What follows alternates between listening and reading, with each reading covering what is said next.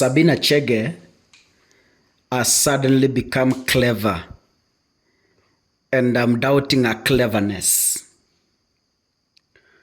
because you cannot, from the moon, you suddenly become clever and you are speaking sense. Without it, today, Sabina Chege was hosted by TV47 for an interview. And when she was hosted for an interview, this is what she said. I will play for you a video. Raila is not a co-president. The fact that he's collaborating with President Ruto doesn't mean he sits in cabinet or makes decisions. He can only make suggestions. It is up to the president to decide whether to listen or not. I couldn't suggest that he should remain silent, especially since we've seen contradictory statements even from his team. It's only fair that we allow Raila to give his views just like any other Kenyan. So Sabina Chege is suddenly defending Raila Odinga. Out of nowhere, Sabina Chege, what? You know, by the way, can we listen to Sabina Chege before we proceed? The whole issue of Raila joining Ruto came in after the discussion that was in Bomas, which also Kalonzo was a chair. I think they were co-chair with Kimani Ichung'wah. It's good to look at the history. And there were things that they agreed on how they want this country to move forward. And many things have happened after that. There are people who have joined government who are in opposition, and there are things that has already happened. And so the gist of the matter was that they were supposed to work together so that they were genuine concern. I think there were those 9 points that were brought up by the ODM side when they were signing with UDA, which they were supposed to really sort out and work together to see how we move this country forward. One thing I want to say is that I don't think there's anyone who has come in who has been perfect 100%. And collaborations come in. We've seen even when the elections come in, collaborations happen for a purpose and for things that people agree that this is what we would want to move this country together.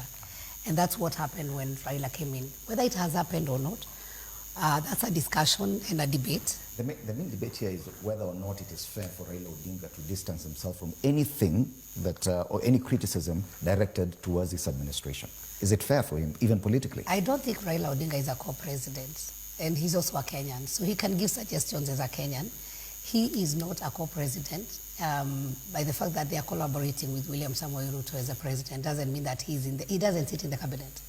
He is not a decision maker. He can suggest, he can make a suggestion, and whether the president implements it or not. It's at the choice of the president to either listen to him or not. He cannot be able to bulldoze, but he can suggest. I wouldn't say that he should keep quiet because he's part of the government. It's good for him, and I think we have also seen contradicting also suggestions coming from his own members, where some of them are very hard on the government, where some of them are in the government and also working with the government. So Raila as a Kenyan, I think it's fair for us to allow him to be and to give his suggestion as a Kenyan, because he's not a president. Do you think he should carry some of the baggage for this administration? I don't think so, because I think he gave conditions. If you listened very well when Sifuna read the points and he said, this is our asking our bare minimum. So the question I think Kenyans should be asking themselves is how long would this collaboration last? Because it was kind of conditional that these are the 9 points that we need the government works toward. And is the government putting efforts towards those 9? I think there were 9 points that they suggested. So is the relationship or collaboration going to survive? Right. I think that's the big question, and that's what... That is Sabina Chege today at TV47. Sabina Chege is a woman who was politically mentored by Raila Odinga and Uhuru Kenyatta. She was nominated by Jubilee Party and she was elected as a woman representative under the Jubilee Party. So she is someone we can entirely say has been groomed under Azimio. If the people she should protect, it's Uhuru Kenyatta and Raila Odinga. But Sabina has been used wrongly by William Ruto to cut a hand that fed her before. Ruto alimdanganya akamweka kama Jubilee Party leader.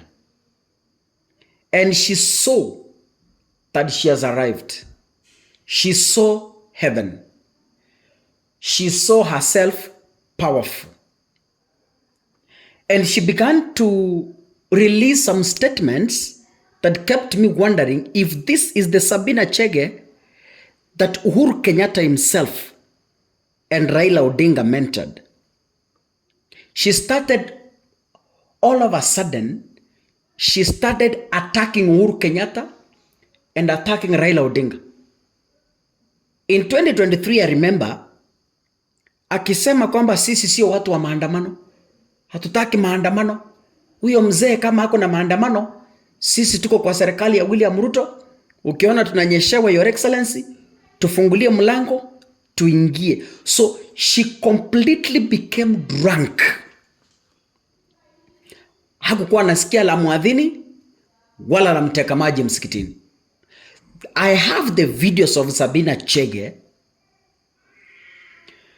hitting Raila Odinga and Uhuru Kenyatta in broad daylight in front of William Ruto.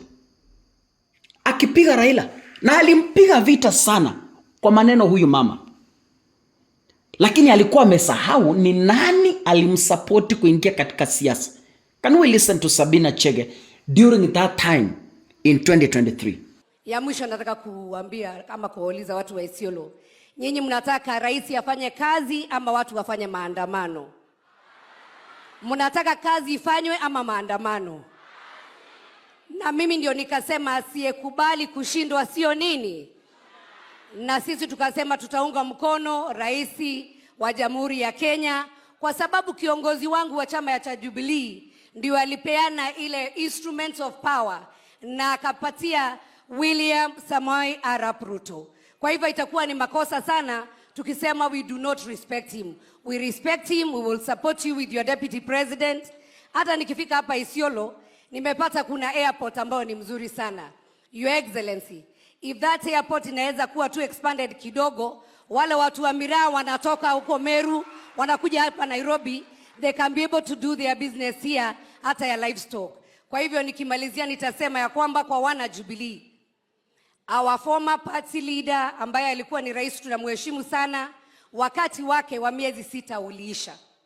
Na kama chama tutarudi mashinani ili tufanye maneno yetu ndio ifike maneno ya delegates pale. Na mimi namuomba former president ambaye mimi nilibaki na yeye tukamshikilia mpaka pale mwisho, nimuombe kwa heshima, sasa yeye ni mzee, anafaa atulie, akuje polepole, atuofe sisi kama watoto ambao ameacha wadogo advice.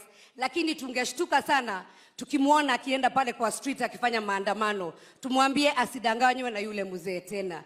Yeye mwenyewe atulie vizuri na tutahakikisha ya kwamba in his retirement he's going to be happy. So Your Excellency, huyo mzee wetu hata kama hata kupigia simu, mimi nakuomba mwambie sisi kama watoto tunaomba asituaibisha tukimuona kwa street, a relax kidogo, wakati yake imeisha, abariki wengine wetu. Na niwaambie wana Jubilee, kesho hakuna mkutano kwa sababu hata hiyo position ya party leader iliisha 6 months ago na sasa tuko 8 months. Kwa hivyo ile waliona kwa gazeti hiyo ni porojo. Wale wataenda mkutano Nairobi, hiyo ni mkutano tu ya kisiasa. Tutaitana mkutano, tuko na gavana mmoja tu wetu hapa ambaye ni wa Jubilee, na tutaitana mkutano ya Jubilee halali. Na tutaanza mashinani kama tunaenda juu. MCAs wetu pia niwaambie ile mkutano mtaitwa head office, si mkutano ya kwenda kupigana na mawe kule Nairobi. Mungu awabariki. Tunawapenda sana. We pray for this government. Hakuna mtoto anazaliwa anaanza kutembea. Tunajua hii safari itakuwa refu, but we shall support. Mungu awabariki sana, mkae na amani na nawapenda sana. Ladies and gentlemen, so Sabina Chege has been attacking Azimio kwa sababu she joined government. But all of a sudden, sijui ni kwa sababu ya broad-based, she is now speaking a different language. All of a sudden, she has become clever and she now wants Raila to express his views just like any other Kenyan. When Raila wanted to express himself in 2023, Sabina Chege alimutusi, akasema sisi hatutaki maandamano.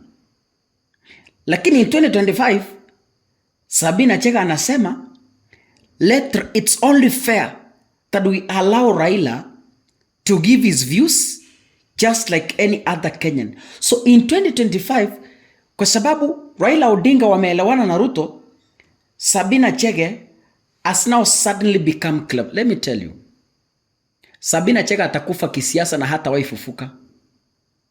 Unless and otherwise, she decides to join Wamunyoro. 2027 Wamunyoro atanyorosha watu Mount Kenya buana. You think it's a joke? You think it's a joke? God bless you. See you in the next episode. Asanteni sana.